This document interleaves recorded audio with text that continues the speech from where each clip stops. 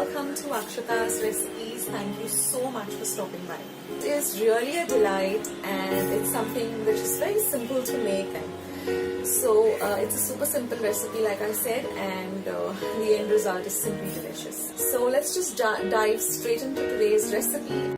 So let's see today's recipe of prawn rice. Now here I'm just going to be nicely frying one medium-sized onion which I've thinly sliced till it becomes nice and crispy like this. This is going to be used for garnishing. Here I've just washed 1 cup of rice and I've soaked it for about 5 minutes. Now we're going to boil this rice, and this is a paste made of 4 green chilies, some garlic and ginger. These are some whole spices. This is 1 medium-sized onion chopped fine. Now I've taken about 10 large prawns and I've just added some turmeric powder and some red chili powder and salt, and I'm just going to mix everything well together, and I'm just going to marinate it for about 10 minutes and keep it aside.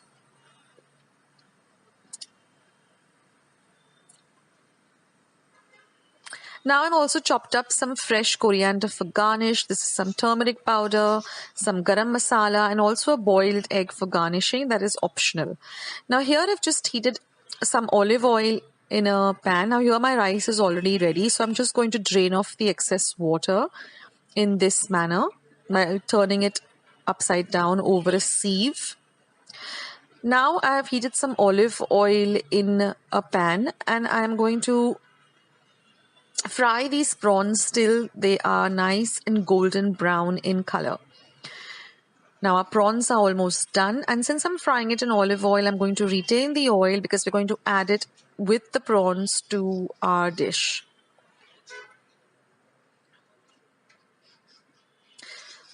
Now if you're using smaller prawns, you can use a larger quantity. I'm using these large prawns, that's why I'm using just about 10 to 11. Now our prawns are done. Our rice is also all ready. And now we're going to start making this lovely prawn rice. So I've heated 1 tablespoon of ghee in a pan. Now I like to make all my pulaus, rice in ghee rather than oil. Now I'm going to be adding my whole spices. I've listed all my ingredients in my description box below, so you can go and check it out. Now I've put the green chili, garlic and ginger paste, and I'm going to fry it out well. You'll get the aroma of the ginger and the garlic. And we're going to fry it till the rawness of the garlic goes away. Now we're going to add our chopped up onion. And we're going to fry the onion till it becomes translucent.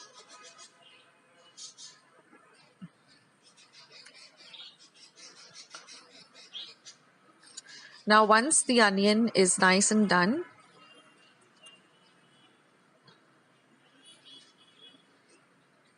you'll see the color changing from a pink to a whitish color. That means your onion is nice and done. And you need to fry your onion well for all, pulaus and rice. And now I'm going to add this haldi powder or turmeric powder because I want that lovely, yellow color for my rice. Now once the haldi powder also is mixed in well and the rawness is gone away, we're going to add our prawns which I fried along with a little bit of the olive oil that is there. Now if you're using regular oil, I would suggest don't add that oil. Now I'm just going to add half the quantity of the chopped coriander. It just flavors the rice very well, and they're going to retain the other half for garnishing. Now we're going to mix everything well together. Now I'm just going to be adding a pinch of garam masala. This adds a lovely flavor to this rice. Now we've already added salt to the prawns. So now we're going to add the cooked rice and mix it in well. So what you can do is just taste a little bit of it once you've mixed everything well together. And if you feel that you need a little more salt, you can add salt because we've already added salt when we were marinating the prawns. So just check on that, otherwise your dish will turn up very salty. So before adding any extra salt, just taste the rice first.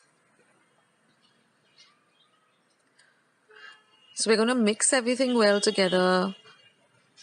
And once everything is mixed, then you can just turn off the flame and your rice is all ready. Now we don't need to cover and cook this because the rice is already cooked. You can make this dish with some leftover rice too. So now I've just transferred it to the bowl. I've added the lovely crispy onions that we fried, and I've also added this boiled egg for, to give it a more beautiful look. So for those of you who don't like boiled egg, you can just skip that. But otherwise, here your delicious prawn rice is all ready. It's so simple and so easy to make, right, friends? I mean, it didn't take much time for it to get ready. Of course, a big tip over here, don't forget to clean your prawns well. Don't forget to devein it, because if you don't So friends, let's make this delicious Goan fish curry recipe. Now I'm using surmai, but you can use any fish that you like. That is pomfret, mori. Now here I have about 5 to 6 pieces of surmai that I've washed really well and cut into thin slices. Here I have about 15 dried red chilies. This is 1 medium onion sliced, 1 inch of ginger, 6 cloves of garlic, 6 light green chilies, 2 tablespoons of coriander seeds or dhania, 1 tablespoon of cumin seeds, half a teaspoon of peppercorns. This is 1 raw mango. You can use tamarind if you don't have raw mango available.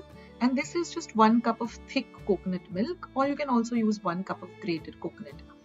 Now I'm using my traditional Goan pot. I love to make my Goan fish curries or sorak in this pot. It just adds a beautiful flavor. And I bought this from Mapsa when I had gone to Goa. Now I just added about a tablespoon of oil. Once the oil is hot, you add in your ginger, your garlic, your green chilies, and you saute all of this nicely, really well. Now you can keep everything whole because we're going to grind this anyway. You can even chop up the chilies a little if you want, but I just take off the tips and add it because I'm going to grind it into the mixer pot anyway. Then I'm going to add my sliced onion, saute the onion also very well. Nowadays raw mango is available throughout the year, so if you can get your hands on kairi or raw mango, you can use that. If you don't get your hands on it, just use a souring agent like sola or amsul. Okay, now I'm going to add the dried red chilies. These are Kashmiri red chilies. Fry the chilies also really well. If your bagar is really fried well, they say the curry also remains, for there's a longer shelf life to the curry. Now we'll add our peppercorns, our dhania seeds, our cumin seeds or jeera, and just saute everything very well. Now if you're going to add fresh coconut, this is the time you add your fresh coconut. Now I like to use coconut milk in place of fresh coconut. Now I'm going to add all of this to a mixer jar, add a little bit of water, say about 1/4 cup of water, and grind this to a super fine paste. Also reserve the masala water. Now again I'm going to add just 1 teaspoon of oil, and I'm going to add this ground masala paste, and we're going to fry this paste really well till you get the lovely aroma of the paste. So do this on a low to medium heat and fry it really well. Now you can comment in the comment section below whether you also like to use this lovely earthen pot to make your fish curries. So now I'm just going to add a little bit of haldi powder or turmeric powder. And I'm going to add the masala water. We don't want to lose any of those flavors, so we're going to add the lovely water to the mixer jar and add all the water. And you can add a little bit of additional water depending on how thick you want your fish curry or how thin you want it. So mix everything together really well.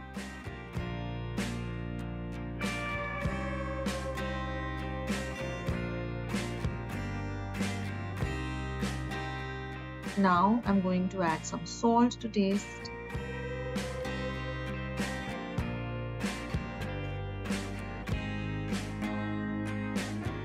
And now I'm going to add my coconut milk. I'll also leave a link of how I make this coconut milk at home. Or if you have already used fresh coconut in the masala, you don't need to add this coconut milk. I always like to add coconut milk it's a healthier version of making these curries. And I'm just going to add my raw mango pieces. Like I said, if you don't have raw mango, use a souring agent like sola or tamarind, that is chinsa. Now let this curry, now we're going to add the fish pieces and then let everything simmer for about 15 minutes on a low flame till the fish is nicely cooked, till the masala and everything comes together really well. The longer you cook it on a slow heat, the better. Of course, in Goa in the olden days, they used to cook it on the firewood, which added an even better flavor. And your lovely curry, fish curry, is ready. I hope you will try out this recipe.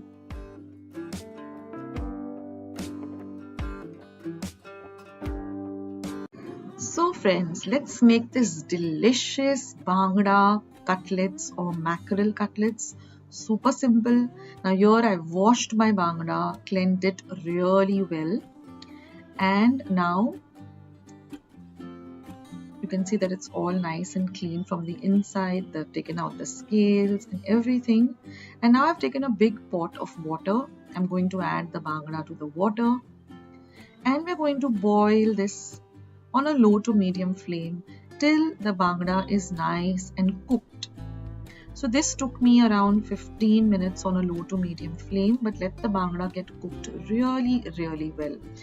Now it is already nice and cooked and it has cooled down completely. So now I'm just going to take off the skin, the bones, and only retain the delicious flesh. When I was a kid, bhangra used to be my all-time favorite, that my parents used to keep bringing bhangra almost like, twice or thrice a week. And then I graduated to pomfret, and now I'm a big surmai and prawn fan. So in the comments, let me know what is your favorite fish. And of course, I love mori ambutik. That's every Goan's favorite. So I'm just taking out all the flesh. Try not to get any of the thorns or the bones inside. So this will take you a little bit of time. So if you're making it, you can always prep this and keep this a day ahead to make your work easier. But see that none of the skin and the bones go into this cutlets. So you can do this with any fish. You can do this with pomfret, you can do this with surmai, mori. I have a recipe for mori cutlets. I'll leave a link to that below. So this is the general procedure. So now I have all the fleshy part of the bhangra ready. Now we're just going to add some other lovely ingredients. So here I have 2 green chilies cut fine. I always use light green chilies because they're not very spicy.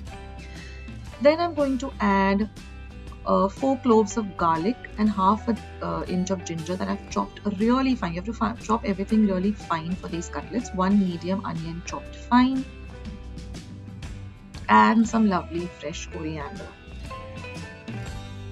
Now I'm going to add half a teaspoon of turmeric or haldi powder.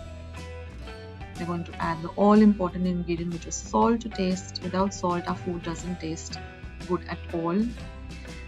And 1 egg. Now I've taken 4 small potatoes, boiled potatoes. I leave the recipe of how you boil potatoes to perfection for the beginner especially. And I'm going to add, first I'm going to mix everything well. And we're going to keep some breadcrumbs. These are homemade breadcrumbs. All I've done is just taken bread and ground it in my mixer. You can also buy a store-bought one. First mix everything together.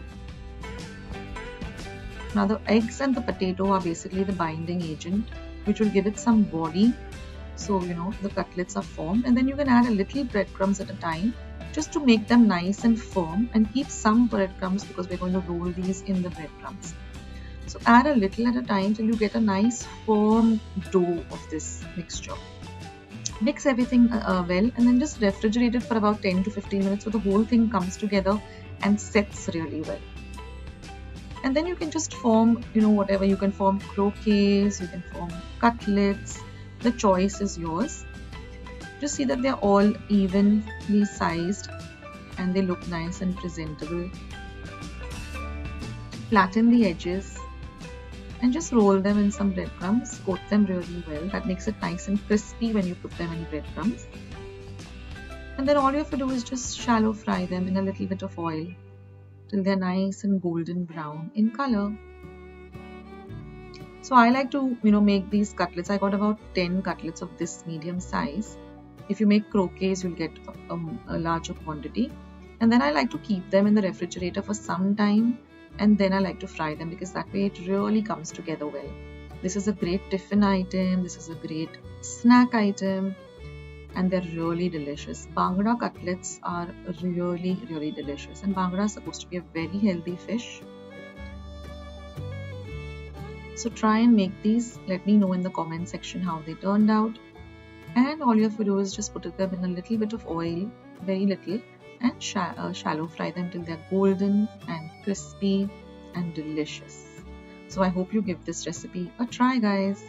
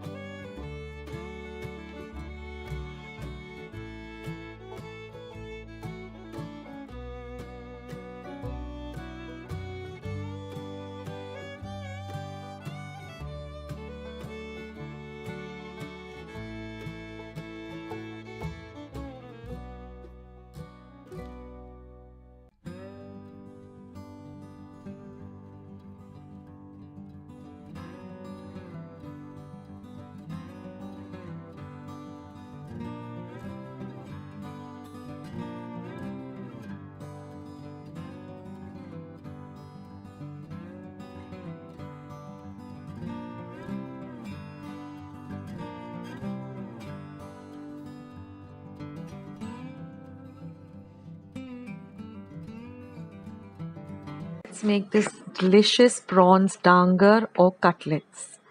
So here I've taken about 20 to 25 small prawns, devein them and wash them really well. Now I'm going to add one small onion that I've chopped fine, one green chili that I've chopped fine, and we're just going to mix all these three ingredients really well. Now if you're using little larger prawns, you can cut them up into halves. Now I'm going to add 2 teaspoons of ginger garlic paste. I'm going to add some salt to taste. Half a teaspoon of turmeric powder or haldi powder. Half a teaspoon of red chili powder and 1/4 teaspoon of garam masala. 2 tablespoons of rice flour and 2 teaspoons of tamarind juice. So I'd taken a small bowl of tamarind and soaked it in some warm water for 15 minutes and then I extracted the pulp. Alternatively, you can also use 2 teaspoons of lemon juice. I'm going to add some coriander, about half a cup of fresh coriander chopped fine. And now I'm just going to mix everything really nicely.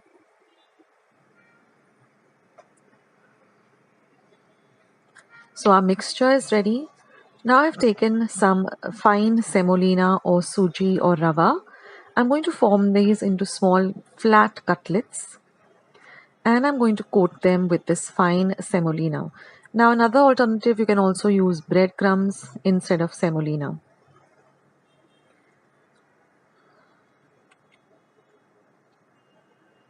So I'm just going to form these small cutlets. Now, if you want a very fine mixture, you can also grind this mixture in your mixer. But I like it this way. The traditional way of making this dangar is where you keep the small prawns whole and then add all of this. It really tastes very, very nice. And so now all our cutlets are formed. Now all we have to do is just shallow fry them in some oil. So I've taken about 2 to 3 tablespoons of oil in a large pan. And I'm just going to place these cutlets and fry them on both sides till they're nice and golden brown on a low to medium flame. There you can hear the lovely oil sizzling and the cutlets frying. These are really, really tasty, and these go so well with some rice, some sorak or some fish curry. They're really, really delicious. And once they're done on one side, just change it on to the other side till the other side is also nice and golden brown in color.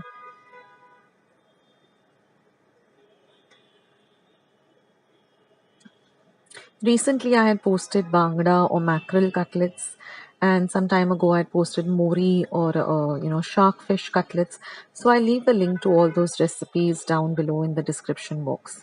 And our cutlets are ready to enjoy. So I hope you like this recipe, and I hope you give it a try. Thank you.